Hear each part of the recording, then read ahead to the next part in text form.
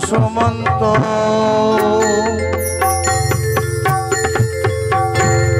সুতা দেব সুতা দেব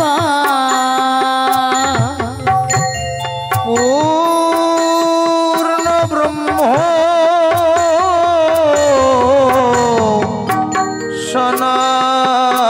সনাতন সনাতন শ্রীহরি ঠাকুর বন্দে দীননাথ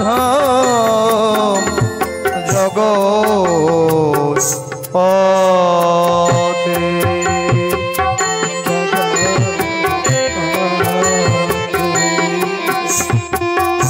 শ্রীহরি নয়না আনন্দ নয়নানন্দ দেব দেব মহাগুরু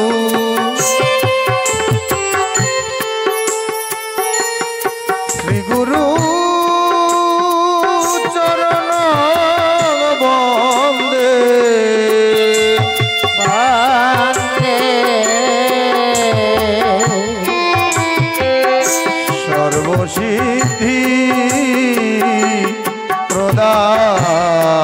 প্রদায়ক নমো লোচন নন্দিনী শান্তি রূপা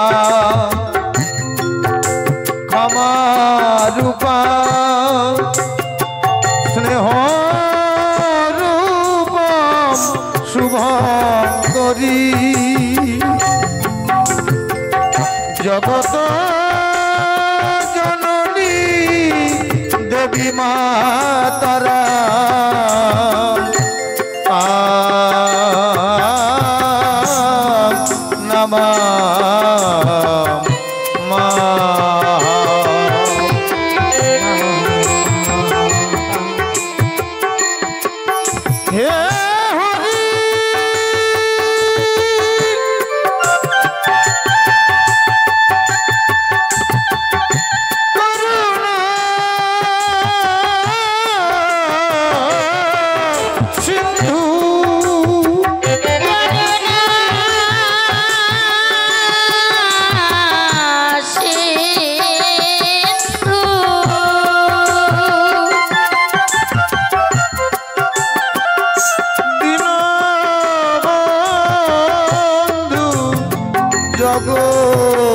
জগৎপতে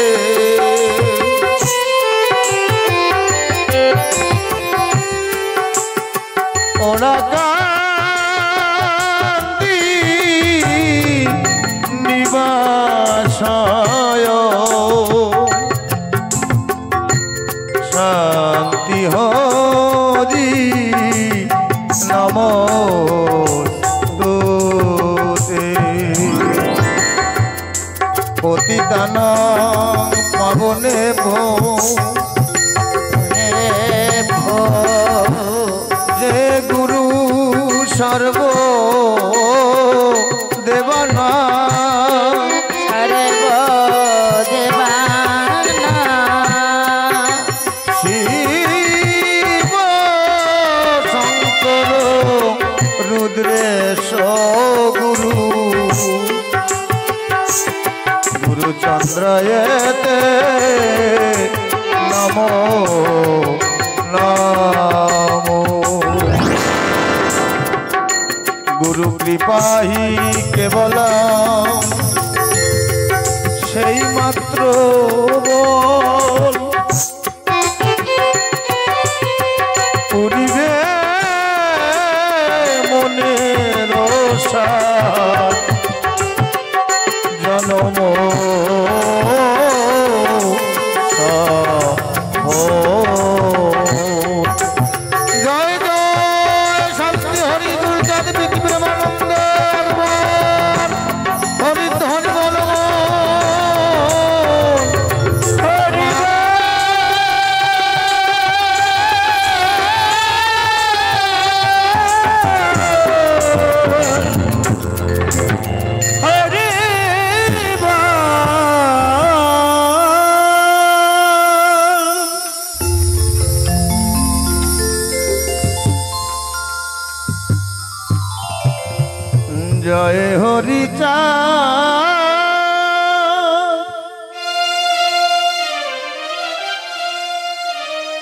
জয় গুরু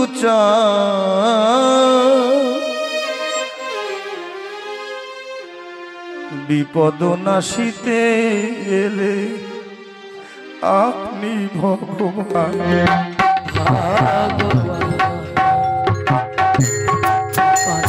নাশিতে আপনি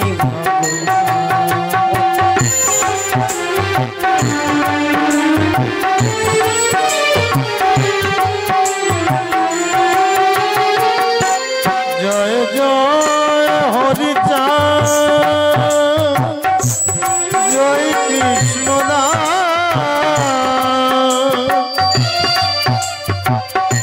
জয় শ্রী বৈষ্ণবদাস জয় গৌরীদাস জয় হরি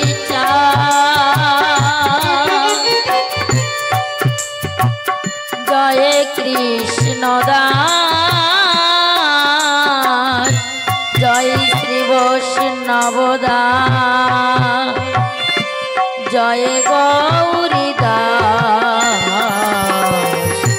জয় শ্রী স্বরূপ দাস পঞ্চ সহোদর পতিত পাবন হেতু হইলায় অবতার জয় শ্রী স্বরূপ দাস পঞ্চ সহোদর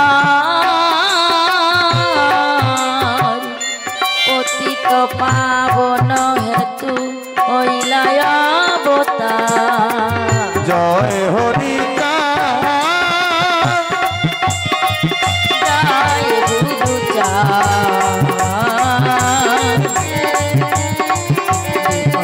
নাশিতে আপনি ভগবান তারাতে আপনি ভগবান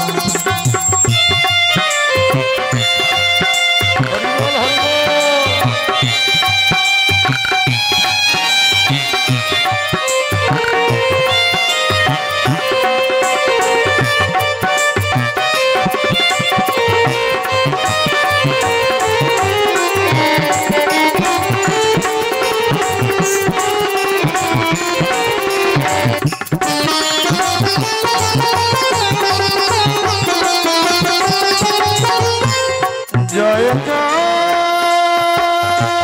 গুরু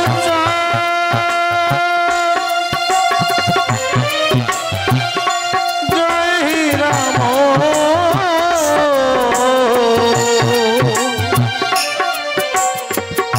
জয় শ্রী গোলোকচন্দ্র জয় শ্রী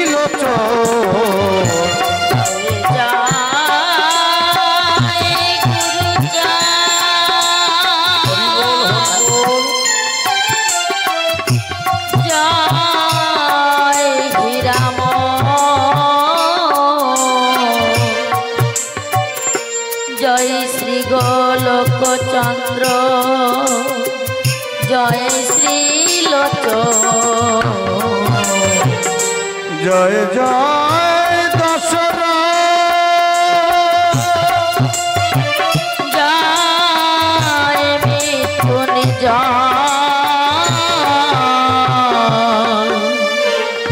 জয় জয় মহানন্দ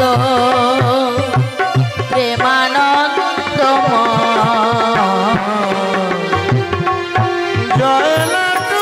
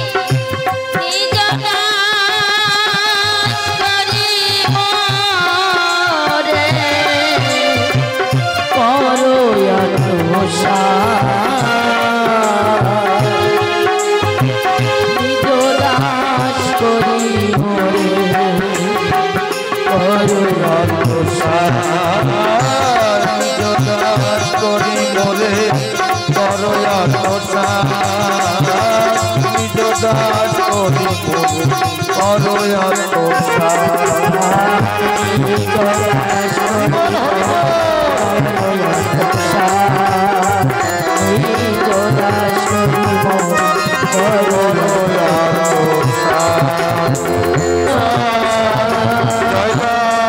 শান্তি হরি গুরুচাঁদ বিধি প্রেমানন্দে হরিধ্বনি বল হরিচাঁদ চরিত্র সুধা হরিচাঁদ চরিত্র সুধা প্রেমের ভাণ্ডার আদি অন্ত নাহি কলিতে প্রচার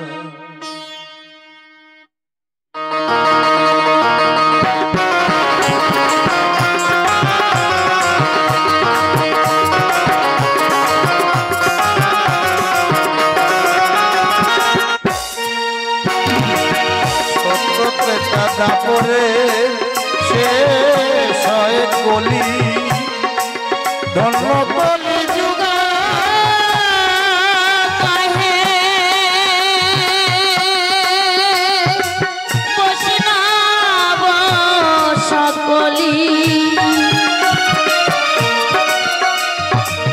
তিনি যুগ পরে কলি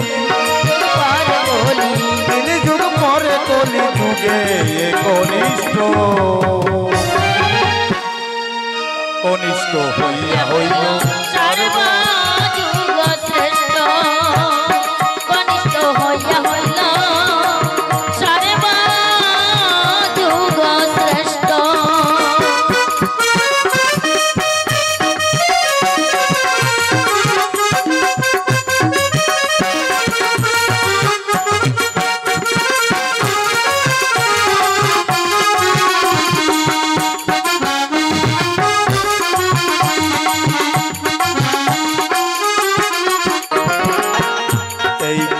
কালে শ্রী গৌরাঙ্গ অবতার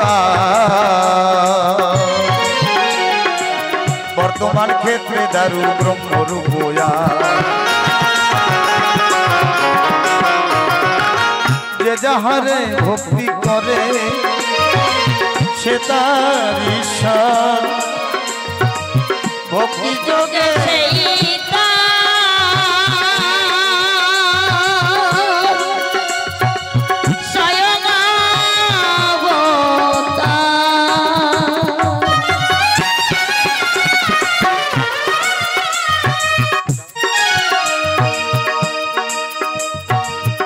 হয় গ্রীব অবতার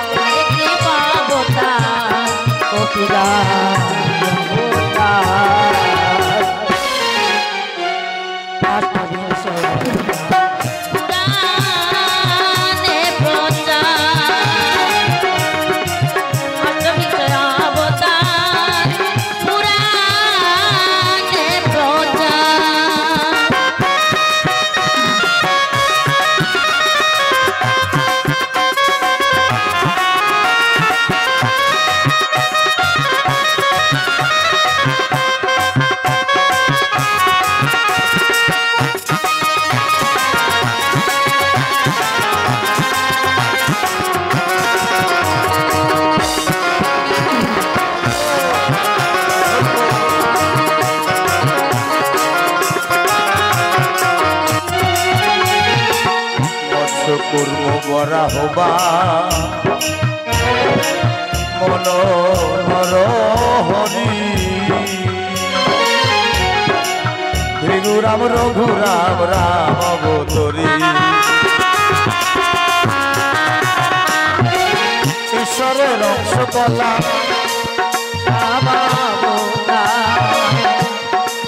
প্রথম পুরুষ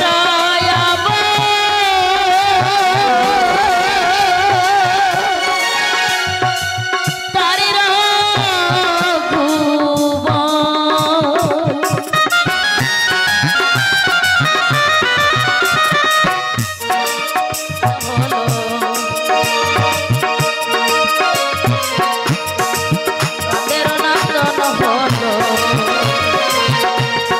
মন্দের নন্দন হলো বলো না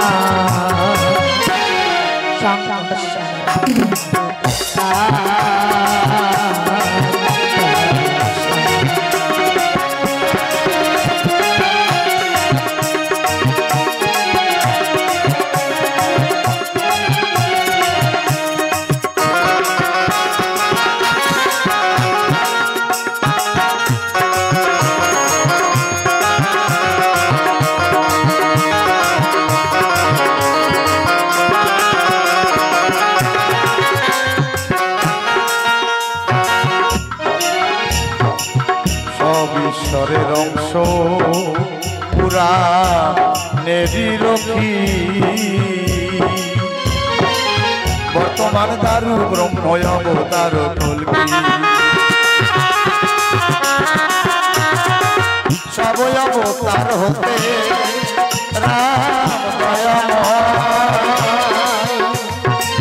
তারু ব্রহ্ম দয়াময়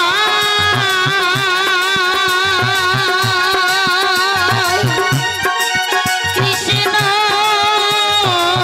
দয়াময়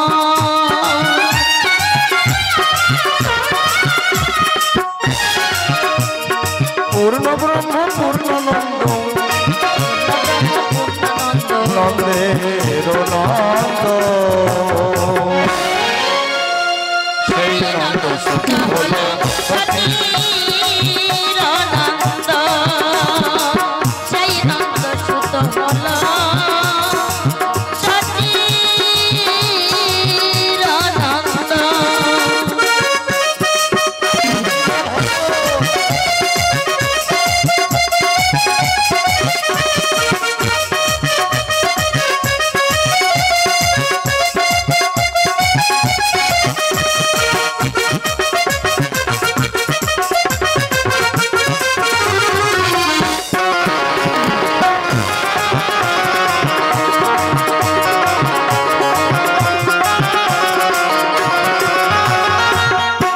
কালে জন্মিল কৃষ্ণ পূর্ণ ব্রহ্ম নয় পূর্ণ হলো যে কালে পড়িল যমুনা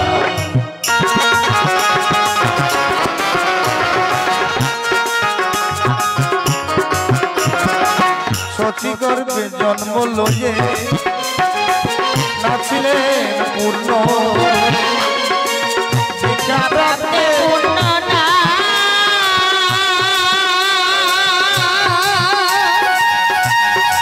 শ্রীকৃষ্ণ চৈতন্য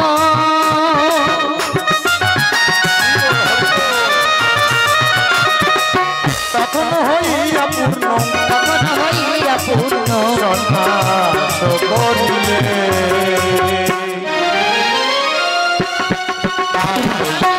পরে মিছিলায়ুত্তলে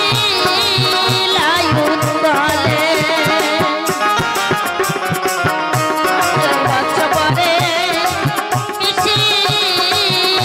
মিছিলায়ুত্তলে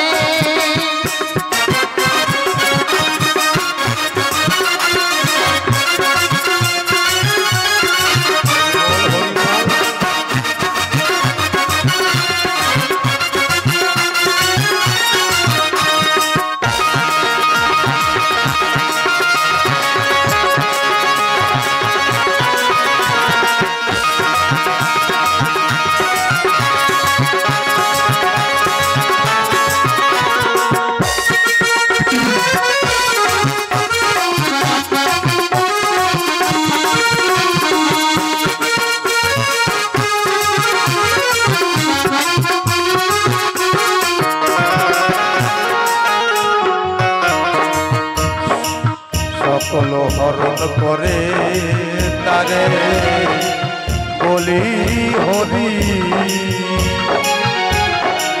রাম হরি কৃষ্ণ হরি শ্রী গৌরাঙ্গ হরি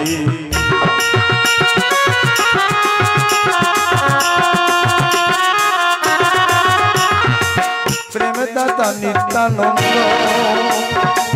তার সঙ্গী ঘরে হরিকে হারাইছে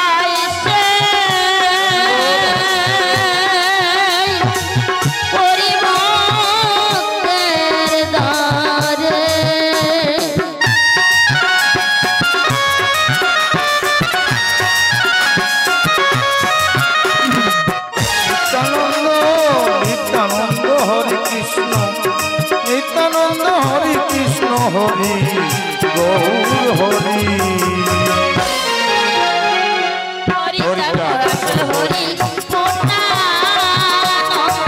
হরি হরি চাঁদ মোর আসল হরি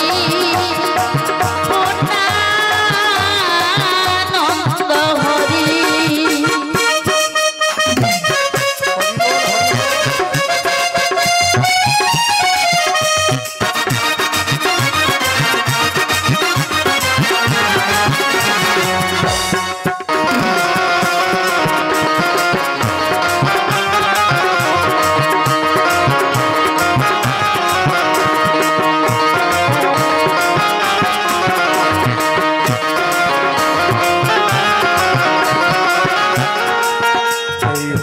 চাঁদ লীলা সুধা রসাগো তারকের কর হরি তাহাতে মত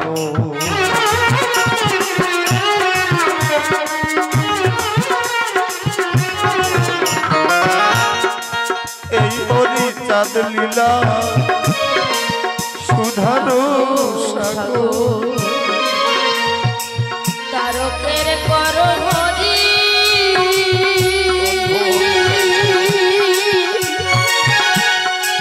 তাহাতে মত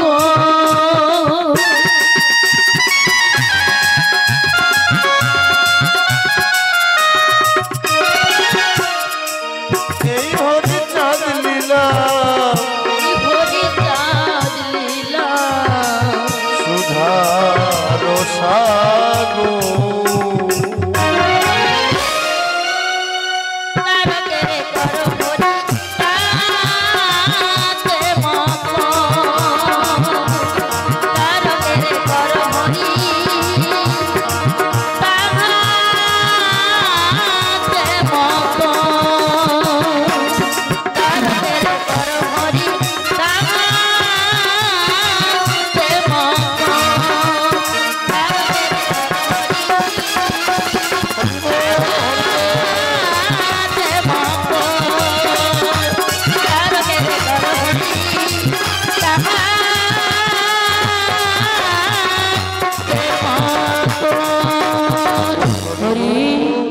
হরি বল হরি বল জয় হরিচাঁদ জয় হরিচাঁদ সাধন ভজন ও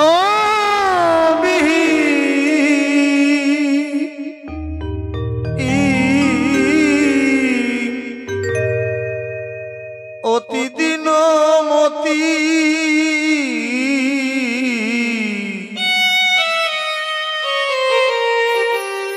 পূজিতে চরণ হব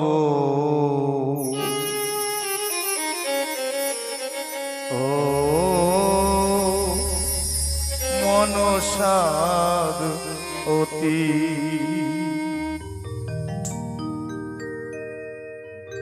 সাধন ভজন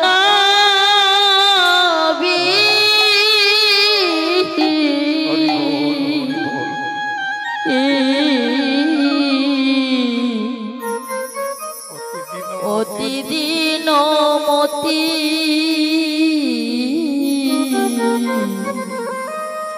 পূজিতে চরণ তবু মনসা দয়তি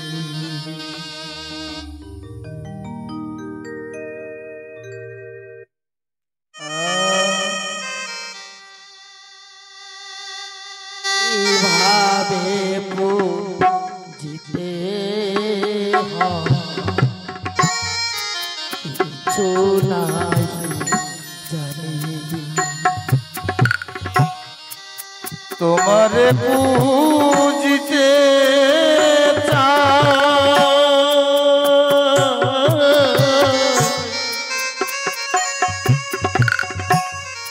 ফল মূল আনি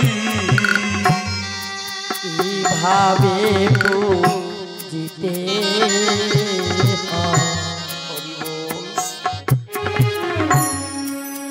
কিছু নাহি জানি তোমারে পুজিতে চাই ফল মূল আনি কিসে তুমি তুষ্ট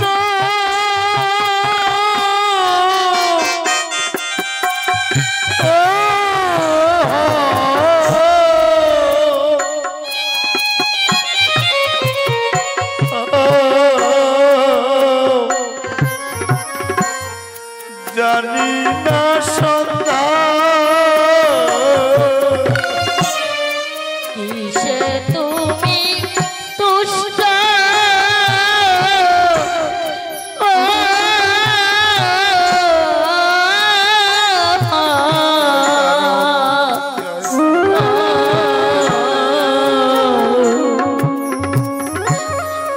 জানি না সন্ধ্যা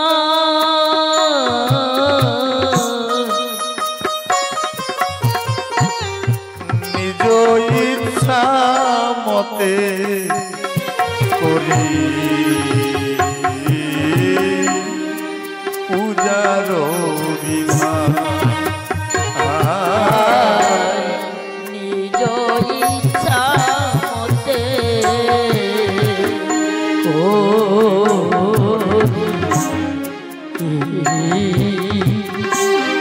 পূজার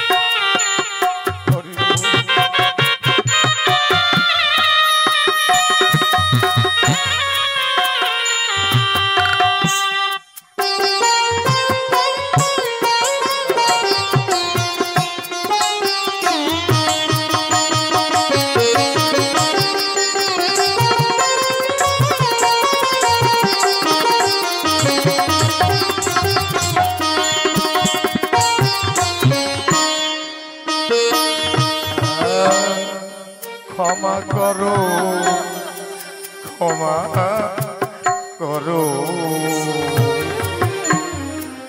অপরাধ যত হরি অদিনে চালায়ো প্রভু তব মনোমত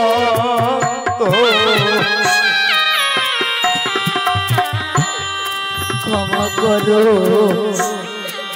ক্ষমা করো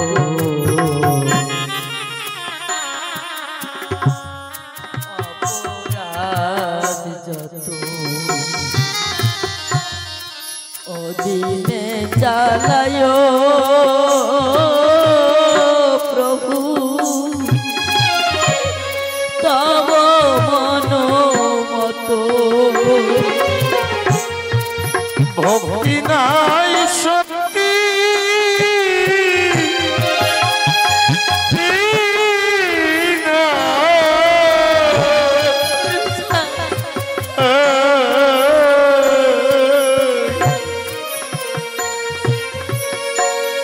কোন গুণ নাই ভক্তি নাই শক্তি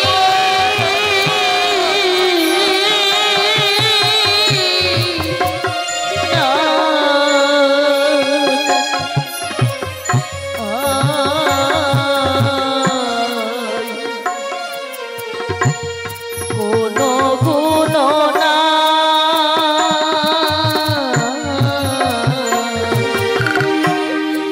গুণহীনে করো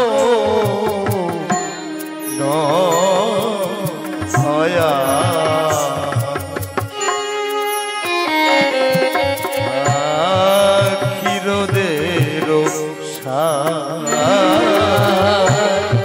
গুণহীনে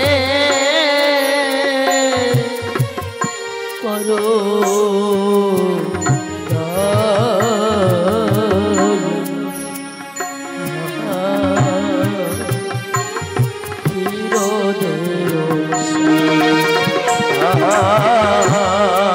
গুণহীনে করো দয়া চিরদের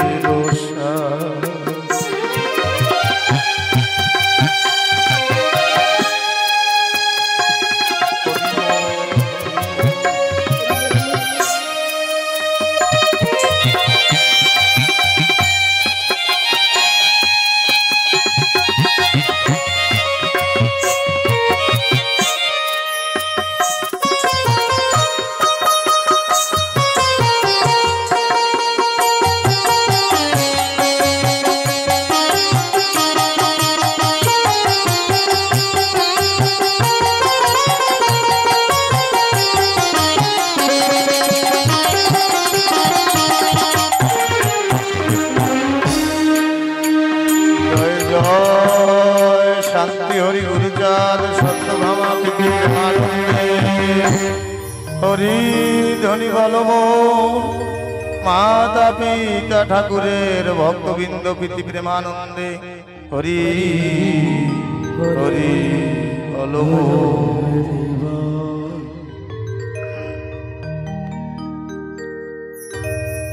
পরম করুণাময় পতিত পাবন দীন দয়াল কাঙালের ঠাকুর শ্রী হরিচাঁদ শ্রী গুরুচাঁদের মহা অনুকম্পায় শ্রী শ্রী হরি লীলামৃত ভক্তিযোগ্য সুধাযজ্ঞের এক বিরাট আয়োজন বিজানগুড়া অঞ্চলে সমীপে এমপিভি ৭১ নম্বর গ্রামে মহামায়া কালী পুজো উপলক্ষে মায়ের শ্রীমন্দির আঙ্গনে গৃহ প্রাঙ্গণে এই মহা আয়োজন।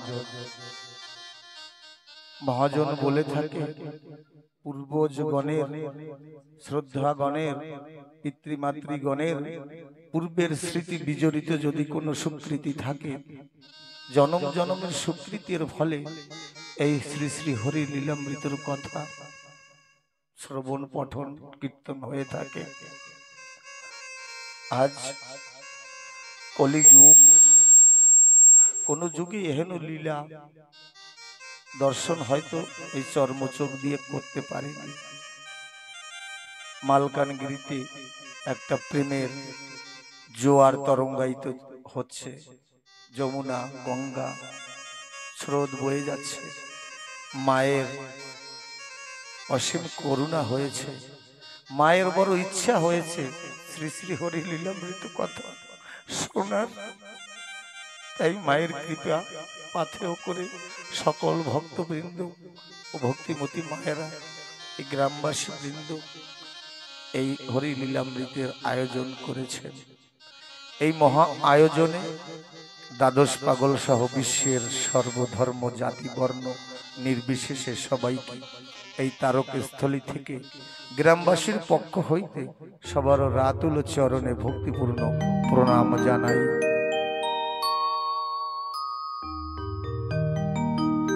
উক্ত আয়োজনে শ্রী শ্রী লীলামৃত অনুরাগী হরিগুরুচাঁদের একান্ত প্রিয় ভক্তগণ, আসরে শ্রদ্ধাশীলা ধর্মশীলা কল্যাণিয়া মাতৃমণ্ডলী সকল ভক্ত ভক্তার যুগল চরণে এই দিনাতি দিনের সভক্তি প্রণাম জ্ঞাপন করছি।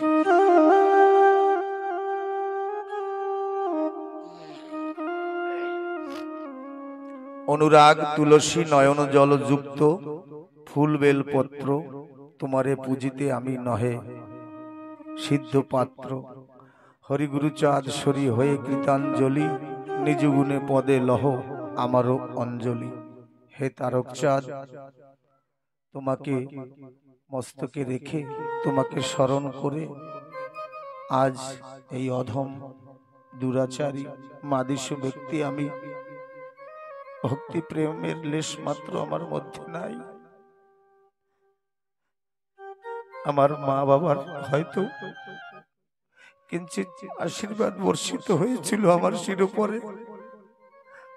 অজ্ঞানতার আধারে আমার জন্ম, আমার গুরু আমাকে কৃপা শলাকা দিয়ে, তার কৃপা পরশ দিয়ে আমাকে কিঞ্চিৎ আশীর্বাদ বোধ হয় করেছিলেন।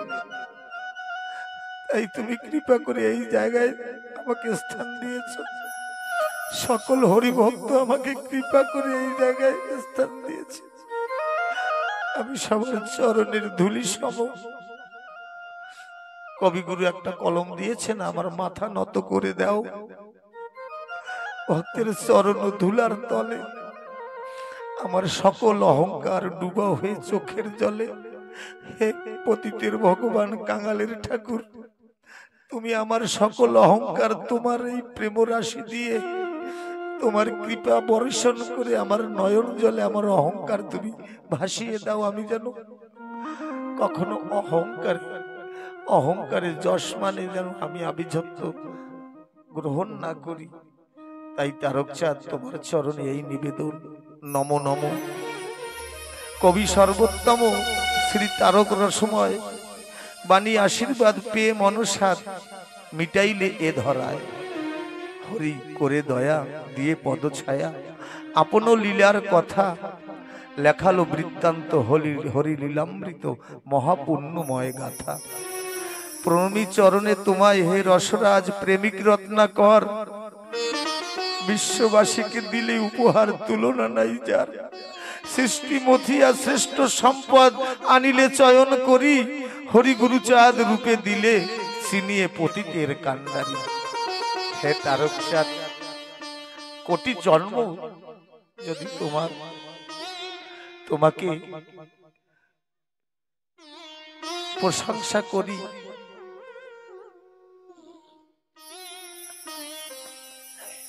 তবু হয় না বরাবরই। হে কবি স্বামী,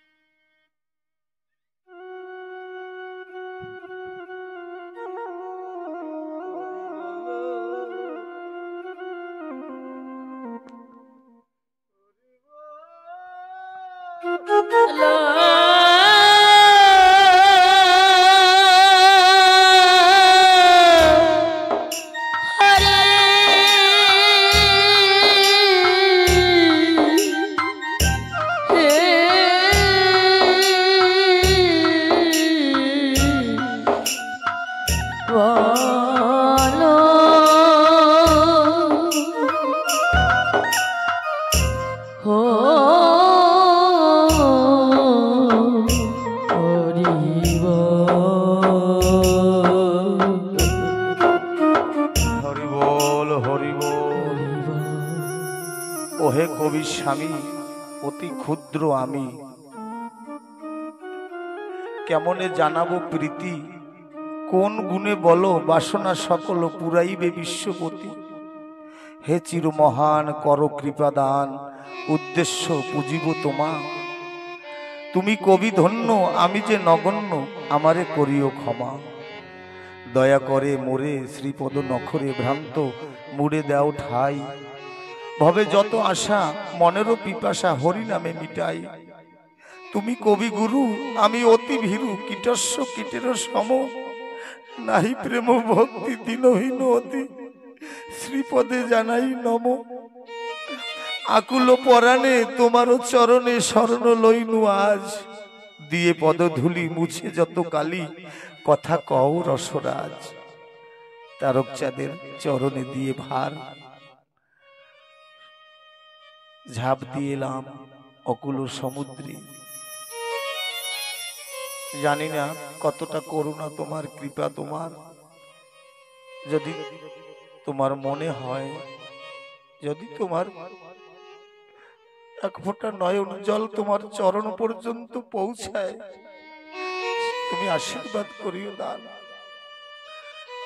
এই লীলা কথা বর্ণনা করা, সমুদ্রের জল যদি কলসিতে ভরি, সমুদ্রের বালি যদি গণিবারে পারি, যদি বা গুনিতে পারি আকাশেরও তারা, যদি বা গুনিতে পারি বরিশারও ধারা, মরিচের চূর্ণ যদি পরিমাণ করি, তথাপিও শ্রী শ্রী হরি লীলামৃত বর্ণিতে না পারি। আমি অজ্ঞ অধম, তাই সকল মায়ের চরণে ভিক্ষার অঞ্চল পেতে দিলাম। শুনেছি মা যদি কৃপা করে সন্তানকে অকুল সমুদ্র দিতে পারে পারি। যেমন এক মায়ের কৃপায়, মায়ের আশীর্বাদে ওই ছোট্ট নরেন বিবেকানন্দ হয়ে চিকাগো শহরে গিয়েছিলেন এই সনাতন ধর্মের জন্য। আজকে মায়ের চরণে অঞ্জলি পেতে ভিক্ষা চাই। মাগো আশীর্বাদ করো। পিতৃ সমতুল্য যারা আছেন সবাই আশীর্বাদ করবেন।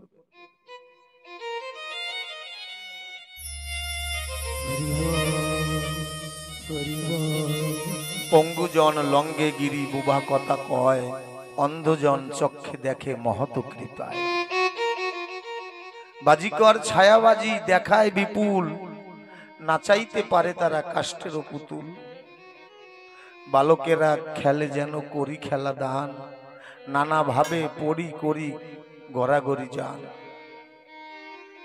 করিতে না জানে আমি কি খেলা খেলাই, খেরুবিনে সে খেলা বুঝিতে সাধ্য নাই।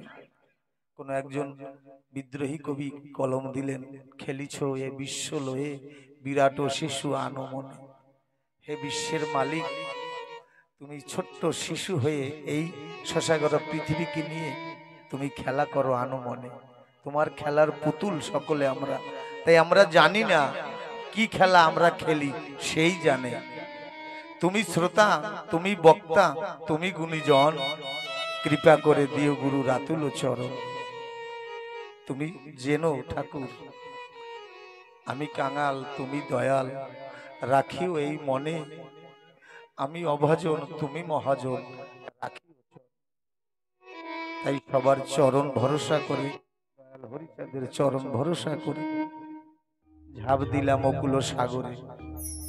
মহাজনরা বলে হরি লীলামৃত মহাসিন্ধু, ব্রহ্মা যার পায় না এক বিন্দু। তাই আমার ঠাকুর পতিতের ভগবান, কাঙালের ঠাকুর, দীনজনের বন্ধু। এই দিন কথাটা লিখতে গেলে দুই ভাবে লেখা যায়। একটা হলো দয় রস্বীকার আর ন দিন, মানে এই যে দিবস মানে একটা দিন, আর দয় দীর্ঘিকার আর ন এই হলো দিন।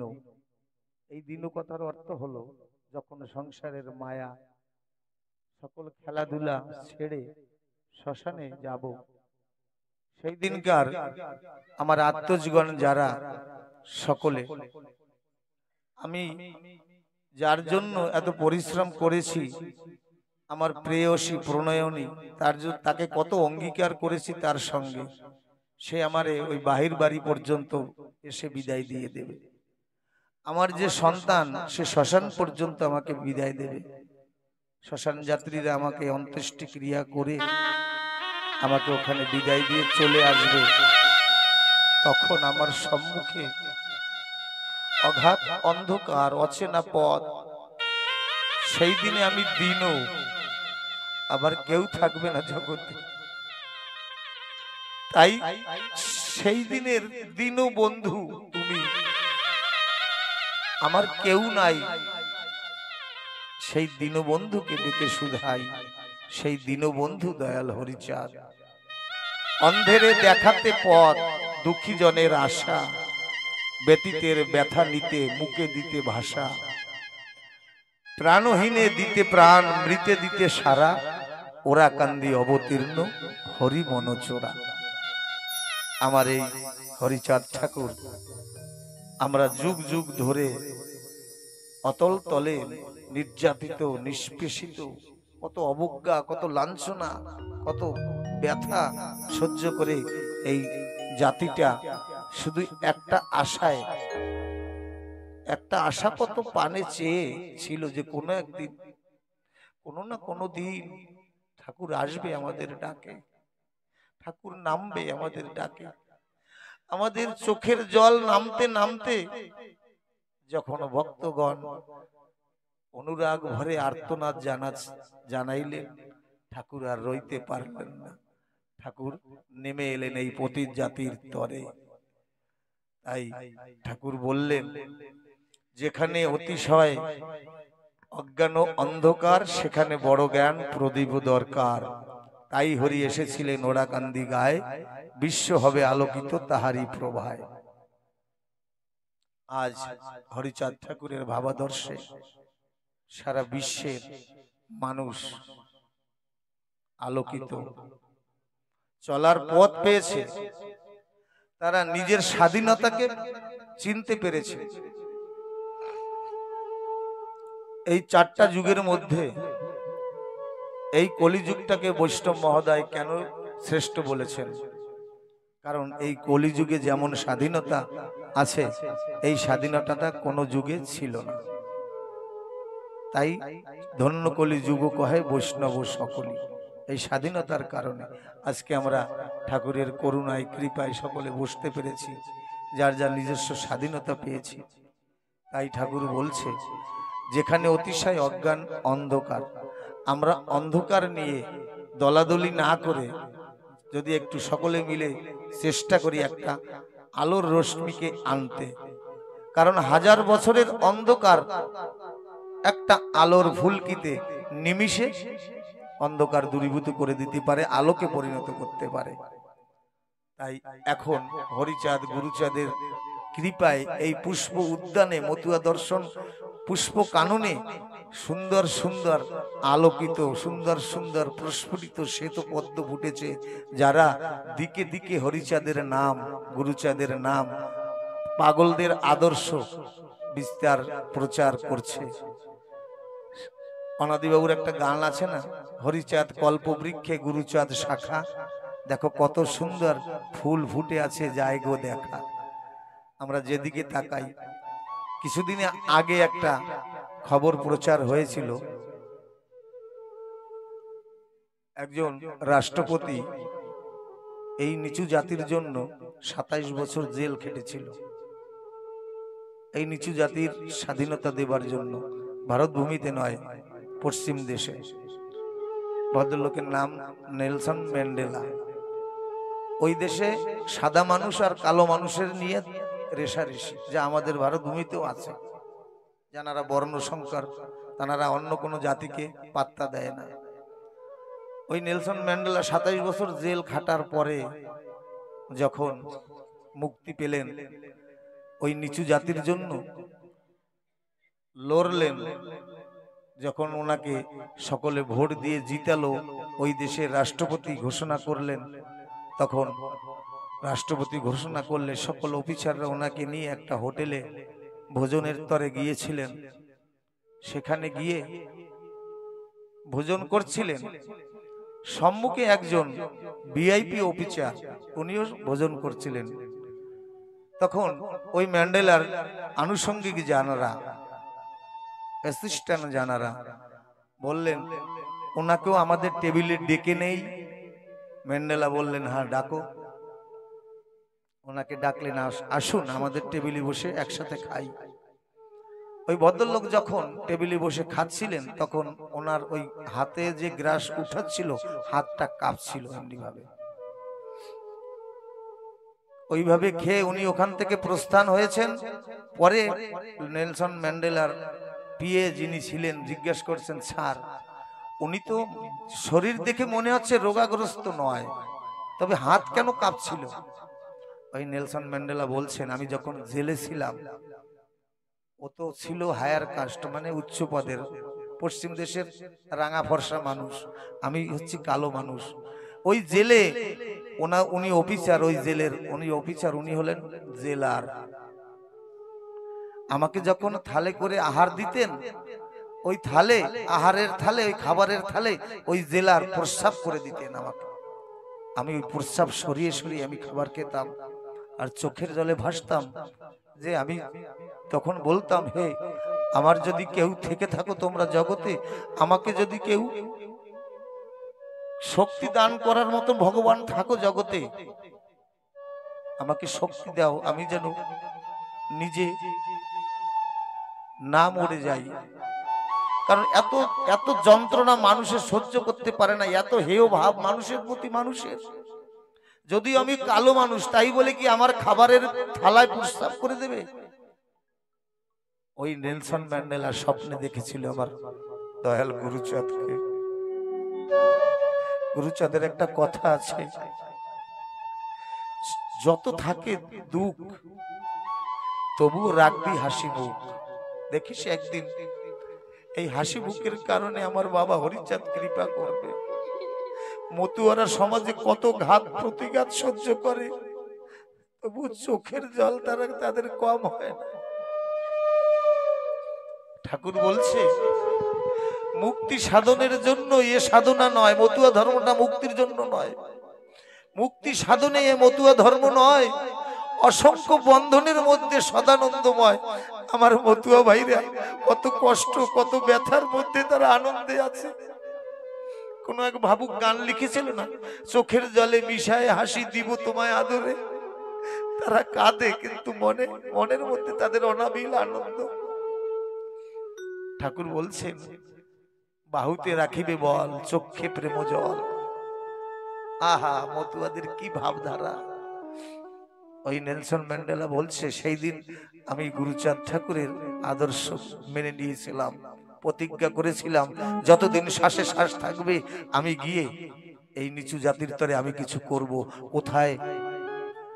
সুদূর পশ্চিম দেশ, কোথায় ওড়াকান্দি। আমার গুরুচাঁদ কি শুধু নমজাতির একার নয়, সারা বিশ্বের। বলেছে যদিও জন্ম নমকুলে আমার, তবু আমি গুরুচাঁদ নই নমরও একার। আমার গুরুচাঁদ ঠাকুর সারা বিশ্বের প্রেরণা। আমার মতন একজন মানুষ তাকে নিন্দা করে তার কিছু করতে পারবো না। এ কোনো গল্প কথা নয়। সেই নেলসন ম্যান্ডেলা রাষ্ট্রপতি হয়ে ওই নিচু জাতির উদ্ধার করেছিলেন। হরি বল, হরি বল, হরি বল,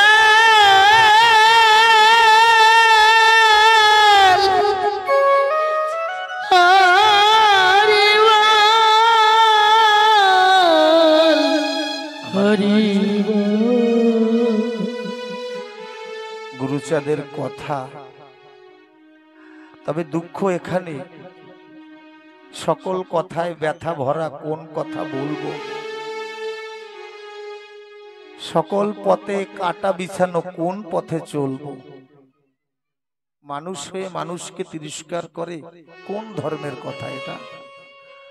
যে ধর্ম মানুষে মানুষে মিলন না ঘটায় তাকে ধর্ম বলে বলে না। সাহিত্যিকগণ, দার্শনিকগণ তাকে ধর্ম বলে বলে না। তাই আমার ঠাকুর, আমার গুরুচাঁদ ঠাকুরের করুণা অপারম্পার। ওড়াকান্দিতে কত ভক্তগণ যায়, তারা মনের ব্যথা নিয়ে যায়, কাঁদতে কাঁদতে যায়, গুরুচাঁদের কৃপা পেয়ে হাসতে হাসতে চলে আসে। পুণ্যতিথিতে মধুকৃষ্ণা ত্রয়োদশীতে বারণীর দিনে সকল ভক্তগণ গিয়ে দাঁড়িয়ে থাকে। সকলে কিছু না কিছু চায় গুরুচাঁদ ঠাকুরের কাছে। একজন দরিদ্রর সীমারেখার নিচে তিন সময়ে 3 টাইমের এক টাইম খেতে বড় কষ্ট হয়। ছোট ছোট নবজাত শিশু নিয়ে সংসারে সকলে বলছে কাঙালের ঠাকুর এসেছে ওড়াকান্দিতে, তার কাছে যে যা চায় সেই তাহা পায়। তখন ওই গৃহ, ওই নিচু মানুষটা মনে মনে ভাবলো আমার থেকে জগতে কে কাঙাল আছে? ঘরে একটু থাকার জায়গা নাই, জীর্ণ শীর্ণ কুটির করে থাকি, বর্ষা এলে জল পড়ে ঘরে, সন্তান সন্ততি অর্ধাঙ্গিনী তারা ঘরে থাকে, জায়গা হয় না, আমি গাছতলায় গিয়ে শুয়ে থাকি।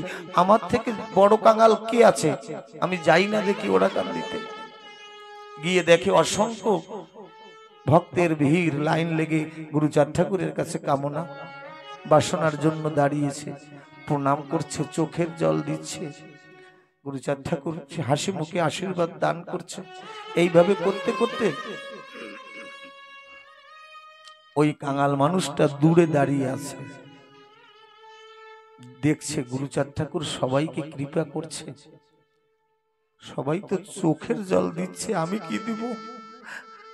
কিছু না দিলে তো কিছু পাওয়া যায় না জগৎ। সবাই কিছু কিছু নিয়ে এসেছে গুরুচাঁদের জন্য, কিন্তু আমি এমন দীন দরিদ্র, আমি যে কিছু আনবো তো কিছু আনতে পারিনি। মহাজন বলছে, কে কার গুরু মনে বসা আপন বাঞ্ছা কল্পতরু। সবার মধ্যে একজন বাঞ্ছা পূরণকারী বসে আছে, ওই তিনি।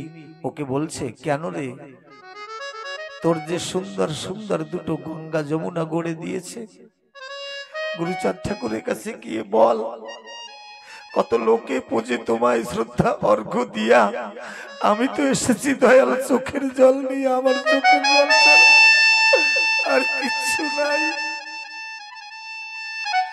ভিতর থেকে যখন বলল, তখন গুরুচাঁদ ঠাকুরের সামনে গিয়ে গীতাঞ্জলি করে দাঁড়িয়ে রয়েছে। কোনোদিন তো প্রণাম করে না, জানে না কি করে গুরুচাঁদকে প্রণাম করতে হয়।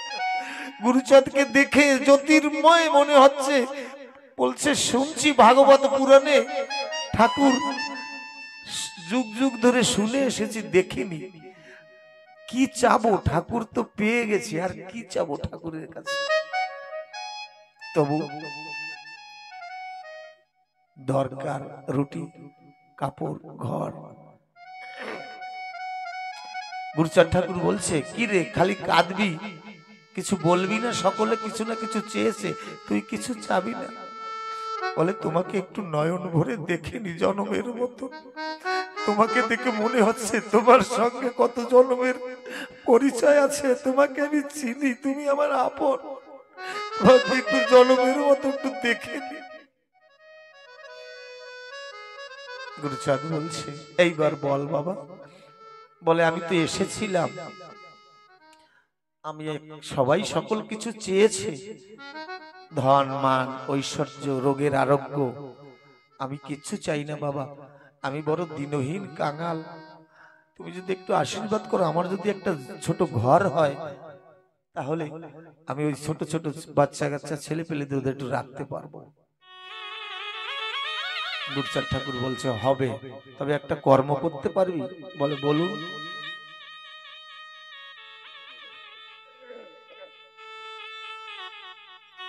ওই কাঙাল ব্যক্তি বলছে, বাবা, এমন কিছু তুমি আদেশ করো না যে আমি তোমাকে দিতে পারবো না। বলে, না না, কিছু চাবো না, আমার বাবা হরিচাঁদ পতিত পাবন দিতে এসেছে, আমিও দিতে এসেছি, আমি কিচ্ছু চাবো না তোর কাছে। গুরুচাঁদ বলছে, আমি তো শুধু ভাবি সবাই আমাকে আমাকে কিনে নেও তোমরা, আমি বিক্রি হবার তরে এসেছি এই জগতে। গুরুচাঁদ ঠাকুর বললে, শোন, বাড়িতে গিয়ে একটা ভাঙা হাড়ি নিয়ে গাছের ডালে বেঁধে রাখবি। ওই মানুষটা, দীনদুঃখী মানুষটা, ওই কথাটা নিয়ে বাড়িতে এসেছে। পথে আস্তে আস্তে মনে মনে ভাবে, আমি চেয়েছি একখানা ঘরের আশীর্বাদ, আর বাবা নাকি আমাকে একটা ভাঙা হাড়ি গাছের ডালে বাঁধতে বলল। যাই হোক, বাড়িতে গিয়ে অর্ধাঙ্গিনীকে বলছে, দেখো একটা ভাঙা হাড়ি দাও তো আমাকে। ওই ভাঙা হাড়িটা গাছের ডালে বেঁধেছে। এমনি করতে বর্ষাকাল এসেছে। ওই বর্ষাকাল এলে ওই হাড়িটার মধ্যে ছোট্ট ছোট্ট দুইটা টুনা টুনি পাখি এসে একটা বাসা বেঁধেছে। বাসা বাঁধলে ওই বাসায় দুটো বাচ্চা হয়েছে। প্রতিদিন সন্ধ্যা লগনে ওই টোনার টুনি হাড়ির মুখে বসে হরিচাঁদ ঠাকুরকে বলছে, হে বিশ্বের মালিক, আমরা তো পাখি জনম, আমরা তো সাধন ভজন জানি না, আমরা তো হরি নাম কৃষ্ণ নাম উচ্চারণ করতে পারি না, তবে যে মানুষটা আমাকে এই ঘরটা তৈরি করে দিয়েছে, আমার চোখের জল যদি তোমার ওই চরণ পর্যন্ত পৌঁছায়, তাহলে আমার হয়ে তুমি একটু ওই মানুষটাকে আশীর্বাদ করে তার একখানা ছোট্ট ঘর তুমি কৃপা করে তাকে দাও, আমার আর কিছু চাওয়ার না।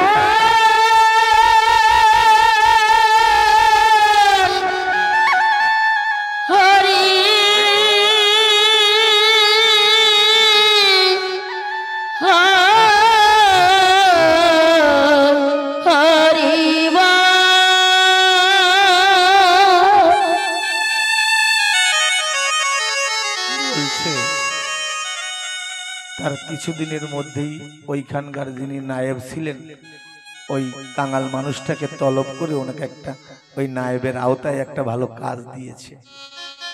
কাজ দেওয়ার পরে কিছু মাসের মধ্যে কিছু পয়সা জমা হয়েছে, একটা ঘর তৈরি করেছে।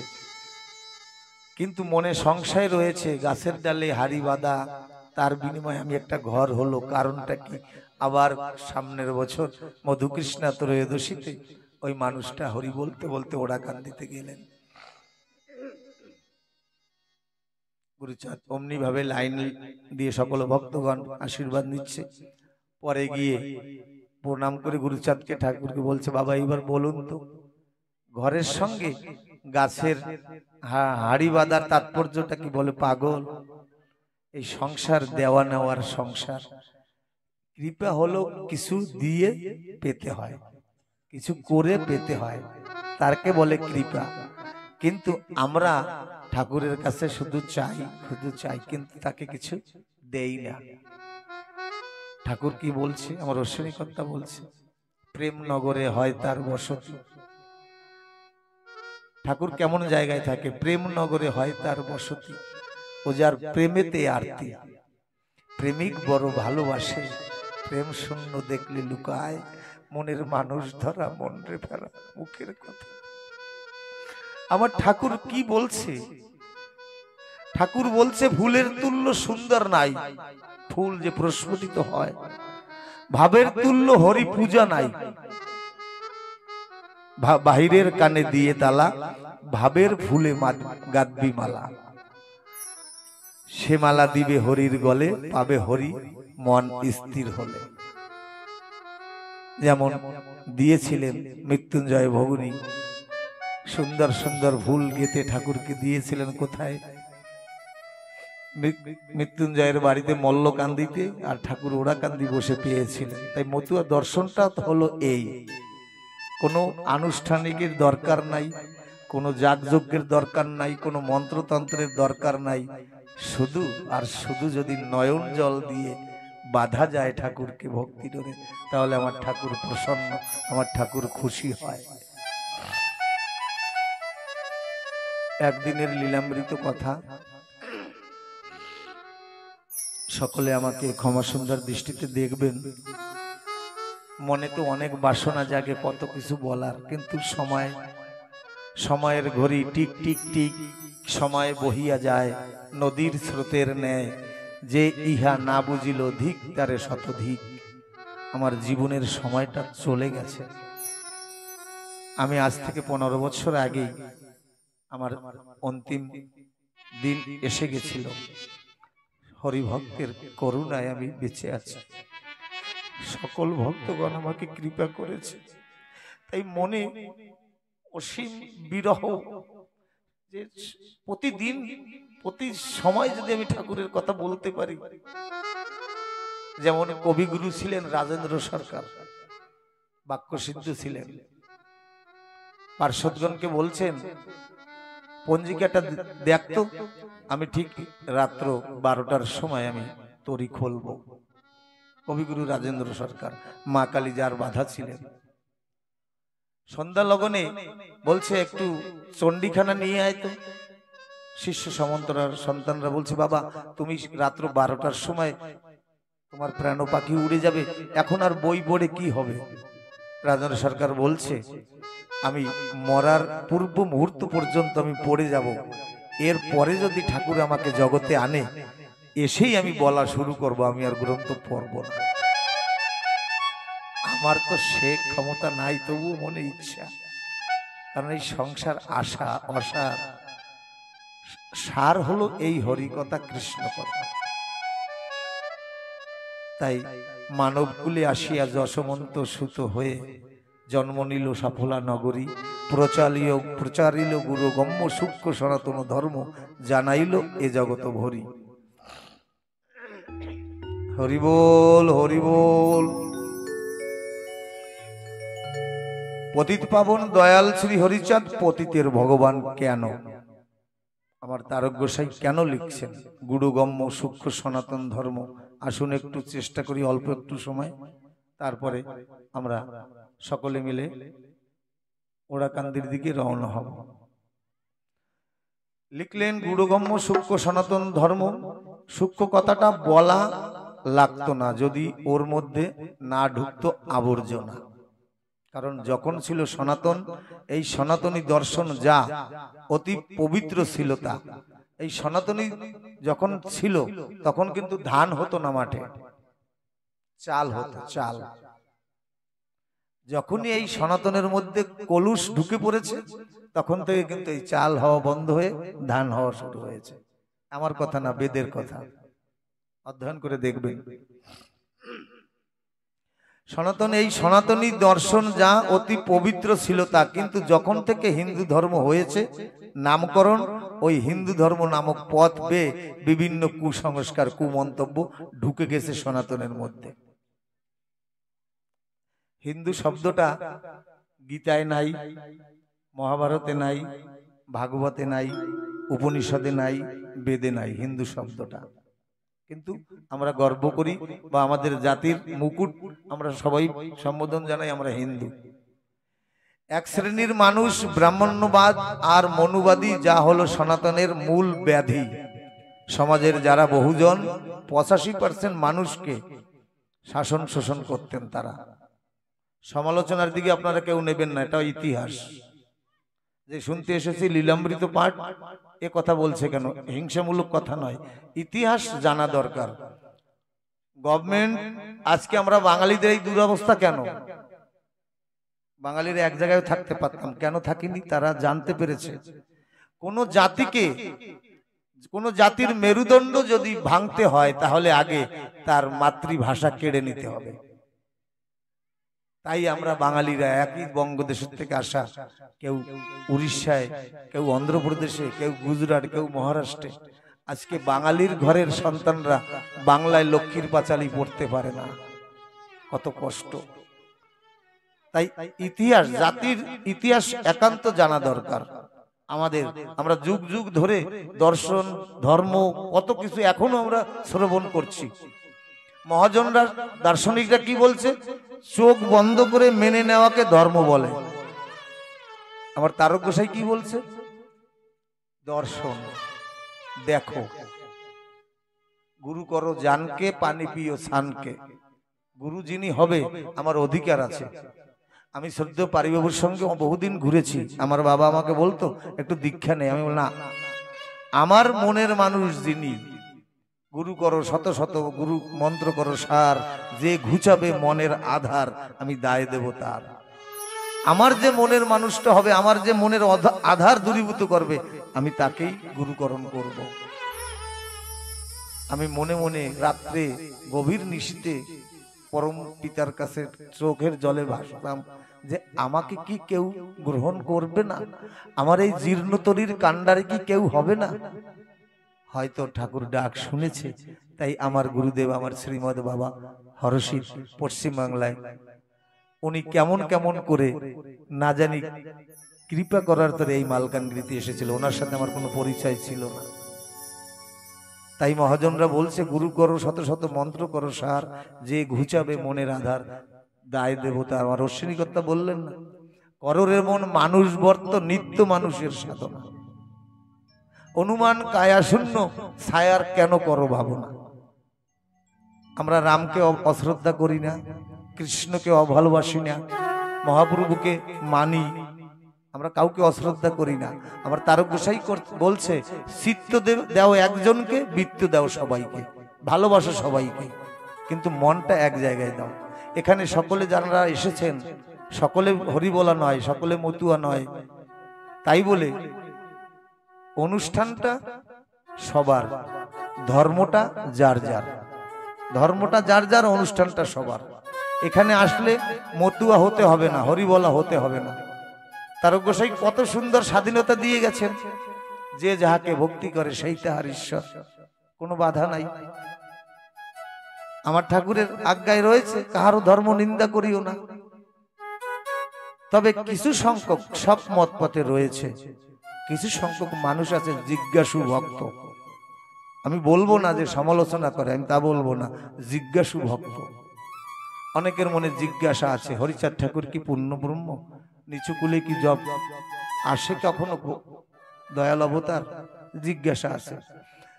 এইভাবে জিজ্ঞাসা করতে করতে করতে করতে কোনো একদিন কোনো একজন তত্ত্ববেত্তা, শুদ্ধ নিষ্কিঞ্চন সাধু গুরু বৈষ্ণব এসে ওই মানুষটাকে কৃপা করবে।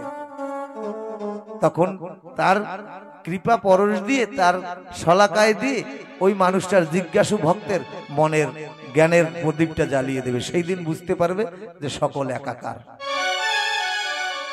অশ্বিনীকর্তা লিখেছে না, নয়নের মণি হরি জীবন জাতিকুল। এই নয়নের মণি যদি একবার হরি হয়ে যায়, সকল হরিময় সকল কৃষ্ণময় দর্শন হবে। শাস্ত্র গ্রন্থ করেছে লিখন, যদি বলেন কি বিকৃতি করেছে, এই 85% মানুষের উপরে তারা শোষণ শাসন করতেন। সনাতন ধর্মকে বিকৃত করে শাস্ত্র গ্রন্থ করেছে লিখন। যদি বলেন কি বিকৃত করেছে, আমরা যদি মূল সনাতনে যাই সেখানে কিন্তু জন্ম অনুপাতে ব্রাহ্মণ পাই। এই কথাগুলি মূলত বক্তা বা পাঠকের নয়। গুরুজন বলে অকাট্য সত্য কথা বলিবে না যথাতথা। আদি সনাতন গ্রন্থ কয় লিখেছেন কৃষ্ণ দ্বৈপায়ন ব্যাস। কি লিখিল? জন্মে ন জায়াতে শূদ্র, জন্মক্ষণে সকলেই আমরা শূদ্র, কোনো আলাদা জাত না। সংস্কারত দ্বিজ উচ্চত, দশবিধ সংস্কারে দ্বারায় দ্বিজন্ম প্রাপ্ত হয়, তাকে দ্বিজ বলা হয়। বেদ পঠেত ভাবেদ বিপ্র, সর্ববেদাঙ্গ প্রতি অঙ্গে অঙ্গে যদি কেউ অভিজ্ঞতা করতে পারে সঞ্চয়, বেদের মন্ত্র উচ্চারণ করার ক্ষমতা জন্মায়। মঙ্গলাচরণে আমরা পড়ি না, হয় গ্রীব অবতার, কপিলা অবতার। এই গ্রীব একজন রাজা ছিলেন, রাক্ষসদের রাজা। উনি যখন জানতে পারলেন যে ব্রহ্মার হাতে একখানা গ্রন্থ, আমরা ক্যালেন্ডারে দেখি যে গ্রন্থের নাম সংস্কৃতে বলে বেদা, বাংলায় বলে বেদ। এই গ্রন্থখানা, বেদখানা ব্রহ্মার হাতে থাকতেন। তখন মানুষের অধিকারের বাইরে ছিল এই বেদ উচ্চারণ করা, স্পর্শ করা। ওই গ্রীব রাজা বিদ্রোহ করেন, বলে তোমার হাতে কেন থাকবে? বলে এ মানুষের জন্য, মানুষের জন্য যদি থাকে তাহলে তুমি এই মানুষের কাছে দাও না কেন? ওই গ্রীব রাজা যখন বিদ্রোহ করলেন, একদিন ব্রহ্মা ঘুমিয়েছিলেন, গিয়ে ওই বেদ এনে পড়ে দেখে যে তো মানুষের কল্যাণের জন্য, তাহলে কেন দিচ্ছে না? তখন ব্রহ্মা বেদ না পেয়ে বিষ্ণু শ্রীহরির কাছে যায়। বিষ্ণু বলে যে তাহলে ওর সঙ্গে যুদ্ধে আগুয়ান হও। তখন স্বয়ং শ্রীহরি ওই গ্রীব রাজার সঙ্গে যুদ্ধ করে নিধন করে। গ্রীব রাজা তখন শেষ সময় শুনে, ঠাকুর তুমি আমাকে কেন মারলে? আমি তো তোমার জীবের তরে। বলে না, এই যুগে এই কর্ম নয়, আমি কলির শেষে অবতার লব, সেই সময় এই জীব আমি তরাবো। বলে আমার কি উপায় হবে? তখন আশীর্বাদ করলেন, তুমি এর পরে জন্মে দাপরে কপিল মুনি নামে তুমি জন্মগ্রহণ করবে। এই হয় গ্রীব অবতার মঙ্গলাচরণে। পরে কপিল মুনি নামে, গঙ্গা স্নানে গেলে আমরা কপিল মুনির আশ্রমে সেখানে যাই, কপিল মুনি নামে এই হয় জন্মগ্রহণ করে। তাহলে এই বেদের মন্ত্র উচ্চারণ করার ক্ষমতা জন্মায় যদি সর্ববেদাঙ্গ যোগ কোনো ভক্ত জানতে পারে। তখন তারে বিপ্র কয়, বেদ পঠেত ভবেদ বিপ্র। তারপরে ব্রহ্ম জানাতি সব ব্রাহ্মণ, পারদর্শী হবে যে ব্রহ্ম জ্ঞানে তাকেই একমাত্র ব্রাহ্মণ বলে মানে। তাই লেখা সনাতনে। এইবার আসুন গীতায় শ্রীকৃষ্ণ চিন্তামণি অর্জুনের কাছে কি বলেছিলেন। হে অর্জুন, কি কি গুণ থাকিলে ব্রাহ্মণ বলে? মন দিয়ে শ্রবণ করুন। ব্রাহ্মণের থাকে পৈতার 9টা গুণ। শুধু 9টা গুণ জানলেই সে ব্রাহ্মণ নয়, এই 9টা গুণ দেহের ভিতরে জাগাতে হয়। এটাই হলো সনাতন দর্শনের পরিচয়। এই গুণগুলি কি কি? 9টা গুণ, সমদপ, তপ, শৌচ, এইভাবে 9টা গুণ। ব্রাহ্মণ বলে মান্যতা দেয় তাকে যদিও পৈতা না থাকে। এই 9টা গুণ যার মধ্যে বিদ্যমান, শুধু মুখস্থ করলে নয়। ক্ষমা আছে, গুণ আছে, তপস্যা আছে, ধ্যান আছে, তাতে কোনো বাধা নেই, তথা হলো বাহির অঙ্গীয়। এবার সনাতন সংবিধানে ও হিন্দু ধর্মে নিয়ে তফাৎ এখানে, আমি একজন মানুষ, আমাকে জাতি নামক অস্ত্রের দ্বারা পঙ্গু করে রাখা হয়েছে। আমি যদি ব্রহ্মত্ব অর্জন করে ব্রহ্মবিদ হই, একজন মনুবাদীদের প্রতারণায় ধর্ম নামক আবর্জনায় আমাকে শূদ্র বলে করিতে হবে লিখন। আমার মধ্যে ব্রহ্মগুণ আছে, আমার মধ্যে বৈষ্ণবের গুণ আছে, ব্রহ্মে বিচরণ আমি করি, তবুও আমি নিচু জাতের বলে আমাকে নমশূদ্র বলেই পরিচয় দিতে হবে। এই যে কলুষতা ঢুকলো এর মধ্যে, আমাকে শূদ্র লিখতে হবে, আমি কিন্তু ব্রাহ্মণ লিখতে পারবো না। পারবো কি? যে বিচরণ পাগল, কাচিমের আত্মাকে আকর্ষণ করে নিজের মৃত স্ত্রীকে বাঁচাতে পারে, সে কত বড় ব্রহ্মজ্ঞানী মহাজন। সে কি লিখতে পেরেছে আমি ব্রাহ্মণ? পারেনি। কেউ কি তাকে মান্যতা দিয়েছে ব্রাহ্মণ বলে? দেয়নি। ভালো করে বোঝার বিষয়, আবর্জনাটা কোথায়। যদি সনাতনের দর্শন থাকতো তাহলে সূক্ষ্ম সনাতন লেখার আর দরকার হতো না। এইভাবে বিভিন্ন কলুষ ঢুকে গিয়েছিলেন এই সনাতন ধর্মের মধ্যে। তাই ঠাকুর নতুন করে জীর্ণ উদ্ধারের কারণে এই সূক্ষ্ম শব্দটা আমার তারককর্তা বসিয়ে দিয়েছেন। এইখানে আমার ঠাকুর ঘোষণা করলেন, ব্রাহ্মণ কায়স্থ আদি বর্ণ হিন্দু যত, নমশূদ্র প্রতিহিংসা করে যে সতত। এখনো আমরা হচ্ছি, নির্যাতিত হচ্ছি। এই গতদিনই 128 নম্বরে মায়ের পূজা উপলক্ষে 3 দিবসীয় লীলামৃত কথা হয়েছে। গ্রামবাসীরা 3 দিন লীলামৃত কথা, 3 দিন ভাগবত অমৃত কথার আয়োজন রেখেছে। 3 দিন লীলামৃত হওয়ার পরে চতুর্থ দিনে যে ভাগবত শুরু হয়েছে, ওই দিনকারে যখন গঙ্গাবরণে গেল, হে বিশ্বের ভক্তপ্রাণ মানুষ, আপনারা বিচার করবেন। ভক্তপ্রাণরা যখন গেলেন, সবাই মিশে, গ্রামে বিভিন্ন মতপথের মানুষ থাকে, যখন গঙ্গাবরণ করে এলেন, এইবার যে ঠাকুরের সামনে যে ঘরটা বসাবে, সেই ঘরটা আমাদের মতুয়া এক মা নিয়েছে। একজন মহোদয় তাকে প্রশ্ন করেছে, এই মূল ঘরটা তুমি কেন নিয়েছো? তুমি তো মতুয়া মানুষ, তুমি কেন ধরবে এই ঘরটা? তাই বলে উনি বিদ্রোহ কলহ সৃষ্টি করেছেন। গ্রামের যুবকদের কাছে ডেকে বলছে, আগে এর বিচার হবে, তারপরে ভাগবত হবে। একজন বৃদ্ধ মানুষ, আমি ভাগবতের সংকল্প নিচ্ছি, কিন্তু মানুষকে হিংসা করছি। আমার ঠাকুর বলছে নাকি? বলছে, মানুষে আসিয়া মানুষে মিশিয়া করিব মানুষ লীলে। আমার ঠাকুর মানুষের রূপে এসেছে। তাহলে আমরা মানুষকেই যদি নিন্দা করি, মানুষকেই যদি অবজ্ঞা করি, তাহলে ঠাকুরকে আমরা ভজনা করব কোথায়? স্বামী বিবেকানন্দ কি বলছে? বহু রূপে কোথা খুঁজিছ ঈশ্বর, জীবে প্রেম করে যেই জন, সেই জন সেবিছে ঈশ্বর। যুগে যুগে ঋষি মুনি মহর্ষি দেবর্ষি কবি দার্শনিক সকলে মানুষকে প্রাধান্যতা দিয়ে গেছে। লালন সাই গান করেছেন না, বেদ বিধির পর শাস্ত্র কানা, আর এক কানা মন আমার, এসব দেখি কানার হাট বাজার। লালন সাইকে কে কি করেছি আমরা? বেদ বিধির পর শাস্ত্র কানা, আর এক কানা মন আমার, এসব দেখি কানার হাট বাজার। তাই নমশূদ্র প্রতি হিংসা করে যে সতত পদতলে পিষ্ট করে রাখিবারে চায়, নমর উন্নতি হলে বিষে অঙ্গ জ্বলে যায়। এ জাতির উত্থান মনুবাদী ধর্ম কখনো চায় না। আমার দয়াল হরি প্রমাণ করেছেন, পতিত পাবন কাকে বলে? মূল সনাতনের জীর্ণ উদ্ধার করে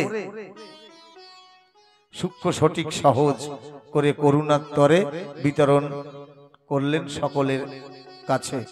দলিত পীড়িত যারা ব্যতীত অন্তরে সামাজিক অত্যাচারে ধর্ম ত্যাগ করে, আজকে হরিচাঁদ ঠাকুর যদি না আসতেন, এখন যারা আমরা কৃষ্ণ ভক্ত, সত্যানন্দ ঠাকুরের শিষ্য, অনুকূলপন্থী, মতুয়া, কেউ থাকতাম না। আমরা সকলের মুসলমান হয়ে যেতে হতো, উপায় ছিল না। শুধু আর শুধুমাত্র এই হরিচাঁদ ঠাকুর আসার পরে আজকে আমরা কমসে কম হিন্দু সনাতন ধর্মে তো আছি। কত মানুষ মুসলমান হয়ে গেছে। এখনো তাদের পদবি পাল্টায় নাই, কিন্তু তারা মুসলমান হয়ে গেছে। তাই ঠাকুর বললেন, মোহ অন্ধ ব্রাহ্মণাদি উচ্চ হিন্দু যত, নিজ অস্ত্রে নিজ দেহ করে নিজ ক্ষত। এখানে ঠাকুর সাম্যের বাণী দিলেন। আমার ঠাকুর কেমন সাম্যের ধর্ম দিলেন, উভয়ের রক্ষা করি বাঁচাতে হিন্দুরে, আসিল দয়াল হরি পতিতেরই ঘরে। ঠাকুর অবজ্ঞা করেনি ব্রাহ্মণকে, উভয়ের রক্ষা করি বাঁচাতে হিন্দুরে, আসিলেন দয়াল হরি পতিতেরও ঘরে। ঠাকুর এসেছে, সবাইকে নিয়েছে কোলে। তাই বেদ উপনিষদ পুরাণ মন্থন করে গীতা গ্রন্থে পাই।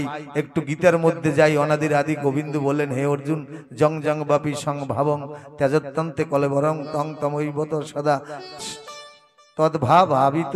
যে যেমন ভাব লইয়া দেহ ত্যাগ করে, সেই অনুপাতে জন্ম পায় এই চরাচরে। যাক, দর্শনের দিকে আর বেশি যাব না, একটু মঙ্গলাচরণ বলার দরকার পরে, তাই দুই চারটা কথা বললাম। ভুল ত্রুটি হলে ক্ষমা সুন্দর দৃষ্টিতে দর্শন করবেন। হরি পূজা হতে শ্রেষ্ঠ হরি ভক্তের সেবা, যে বা করে সেই সেবা তার তুল্য কেবা। তাই করে মতুয়ারা সেবা মহোৎসব, কীর্তন আনন্দে মগ্ন হরি হরি রব। মতুয়ারা এই কারণে এই সেবা মহোৎসব করে।